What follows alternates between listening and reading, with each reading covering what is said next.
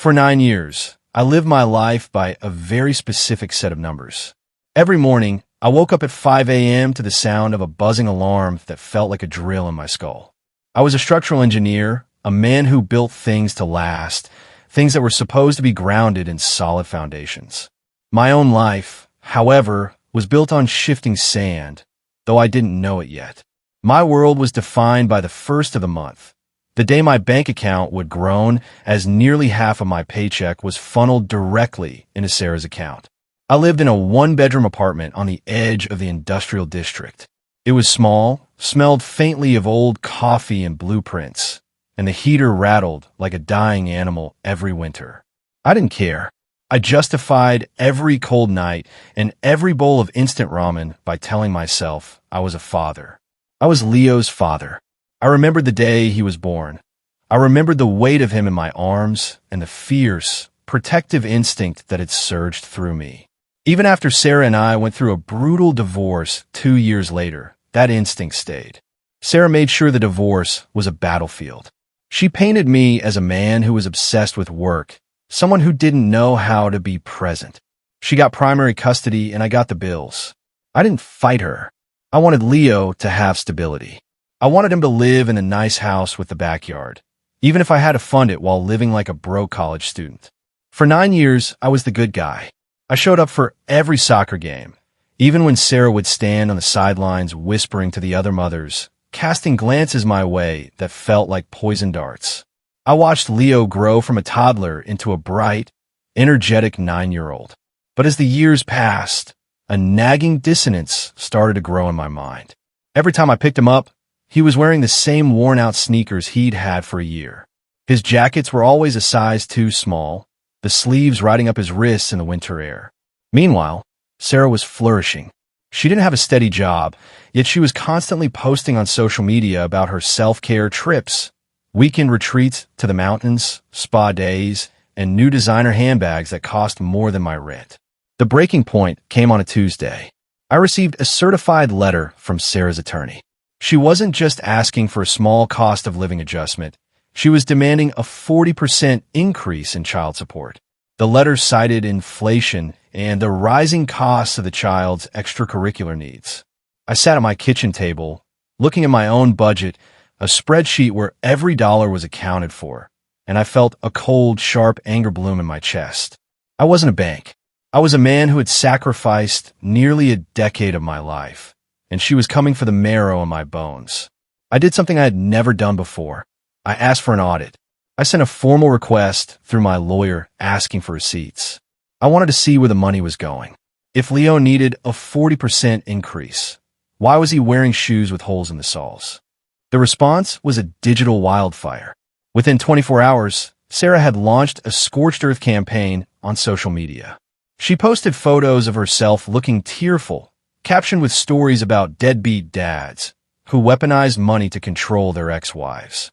My phone became a vibrator for hate mail. Old friends, people from church, even my own cousins were messaging me, calling me petty and cruel for asking a mother to prove she was feeding her child. I was being erased, rewritten as the villain in a story I was paying to produce. The air in the coffee shop was thick with the scent of roasted beans and the sound of indie folk music, a sharp contrast to the tension vibrating between me and Sarah. I had asked her to meet me, one last attempt to be civil before the lawyers turned our lives into a paperwork war. I brought a folder, thick and heavy, containing 9 years of bank statements. Every single payment was highlighted. I had never been a day late. I had never missed a cent. I just want transparency, Sarah, I said, sliding the folder across the table. She didn't even look at it. She looked at me with a level of contempt that made my skin crawl. You've always been like this, Marcus. Controlling. Calculating. You think because you write a check, you own us. Leo doesn't need an auditor. He needs a father who isn't a monster. I felt a familiar urge to apologize, to back down, just to make the yelling stop. But then I looked at her, really looked at her. I saw the expensive watch on her wrist and the coldness in her eyes, and I remembered the rumors from our final year of marriage. The business trips she took that never made sense. The late nights, she came home smelling like a life I wasn't part of. After everything you did during our marriage, I said, my voice surprisingly steady, I think I deserve the truth. I want a DNA test. The silence that followed was absolute. Sarah didn't flinch. She didn't cry. She went internal. It was as if a shutter had closed over her face. Then, she stood up so fast her chair screeched against the floor. You are a monster, she hissed, loud enough for the entire shop to go quiet. To even suggest that about your own son. You're dead to us. She walked out, leaving me with my folder of useless receipts. 3 days later, her lawyer contacted mine. She agreed to the test, but only if I paid for everything and continued support during the process. I agreed. I had to know. The day of the test was a blur of clinical white walls and the smell of antiseptic. I watched Leo, my little buddy, sit on the exam table. He looked confused and scared. Sarah stood in the corner, glaring at me like I was a murderer. When a nurse rubbed the swab against the inside of my cheek, I felt a wave of nausea. I felt like I was betraying him. The next 10 days were a living hell. I couldn't sleep. I couldn't eat. I'd look at photos of Leo on my phone, the way he smiled, the shape of his nose, and I tried to find myself in him. I told myself it didn't matter what the papers said. I was his dad. Period. Then came an email. It was 8 p.m. on a Saturday. I was sitting in my car in a grocery store parking lot. I opened the attachment, my hand shaking so hard I almost dropped the phone. Probability of paternity, 0%. The world didn't end with a bang. It ended with a quiet, hollow thud.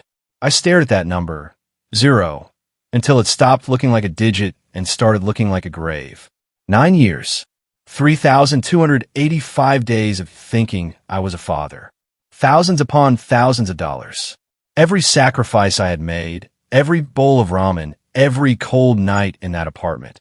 It had all been a tribute to a lie. I wasn't a father. I was a victim of a 9-year-long con. The shock eventually wore off, replaced by a cold, calculating clarity. I am an engineer. When a structure fails, you don't just mourn it. You investigate the cause. I hired a private investigator and a new legal team. We didn't just want to stop the payments. We wanted to know who had been living the life I was paying for. It didn't take long to find him. His name was Brian. He had been a senior consultant at the firm Sarah worked at during the first year of our marriage. I found his social media within minutes. He was the quintessential suburban success story. A big house, a beautiful wife, 2 kids of his own, and a golden retriever. He looked happy. He looked like a man who didn't have a care in the world, probably because he had no idea that a stranger in a 1-bedroom apartment had been footing the bill for his biological son for a decade. But the betrayal went deeper than just biology. As my lawyers started digging into our old financial records for the upcoming fraud hearing, we discovered a ghost account. It was a joint emergency account we'd opened when we first got married. I thought it had been closed during the divorce, but Sarah had kept it open through a clerical error. I checked the statements and felt the blood drain from my face. Sarah had been using that account for years. She had forged my signature on multiple cash advance documents, totaling over $8,000 in the last 6 months alone. She had been stealing from me twice, once through the legal system and once through outright forgery. She wasn't just a woman who'd had an affair. She was a criminal who had seen me as nothing more than an exploited resource. I went to the police station. Filing that report was one of the hardest things I've ever done. The officer looked at the DNA results and the forged signatures and just shook his head. I've seen a lot of messy divorces, Mr. Marcus, but this is cold. Meanwhile, the social media war hadn't stopped.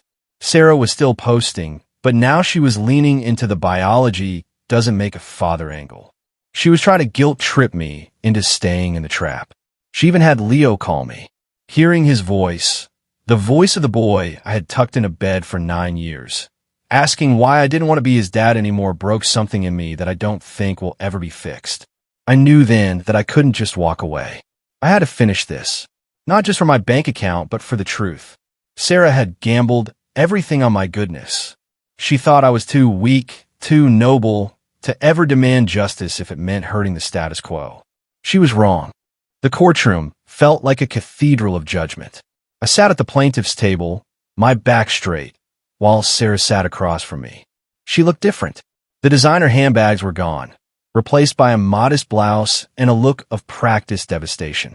She spent the first hour of the hearing dabbing her eyes with a tissue while her lawyer spoke about the sanctity of the emotional bond and how I was abandoning a child over a biological technicality. But then it was our turn. My lawyer, a woman who moved with the precision of a surgeon, presented the DNA results. Then she presented the photos of Brian. Then she presented the forged bank documents. The atmosphere in the room shifted. You could feel the weight of the evidence pressing down on Sarah's side of the room.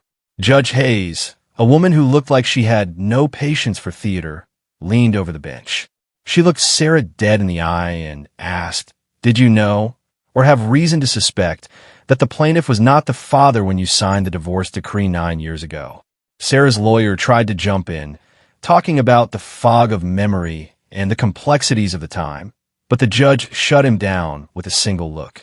Sarah hesitated, then gave a weak, pathetic nod. That was the moment the trap snapped shut. The judge's ruling was scathing. She terminated my child support obligation immediately. She noted that Sarah had committed textbook fraud and egregious deception. Because of the bank forgery and the financial instability Sarah had created by her own hand, the judge ordered an immediate custody evaluation. Leo was temporarily placed with Sarah's parents, and Brian was served with a paternity suit by the state the very next day. But I wasn't finished. After the support was terminated, I took the final step. I filed a civil suit against Sarah for full reimbursement of all child support paid over the last 9 years. I sat in the back of the courtroom as my lawyer tallied the numbers. 9 years of payments, interest, legal fees. The total came to over $75,000. Sarah sat there, her face pale, as the judge ordered her to repay every single cent. The judge ruled that the money was obtained under false pretenses and that the good faith of the court system had been violated. I walked out of that courthouse into the biting December air. I didn't feel like a winner. I felt like a man who had finally stopped carrying a mountain on his back. I still think about Leo every day. I still love the boy I thought was mine. But I realize that you can't build a family on a foundation of lies, and you certainly shouldn't have to pay for the privilege of being betrayed. Sarah had spent 9 years spending my life. She would spend the next 20 paying me back. It doesn't make up for the 9 years of emotional hell she put me through, but at least I'm getting my money back. Drop your thoughts on this story in the comment section. Like, subscribe for more stories like this, and turn on the notification bell. See you in the next video. Peace out.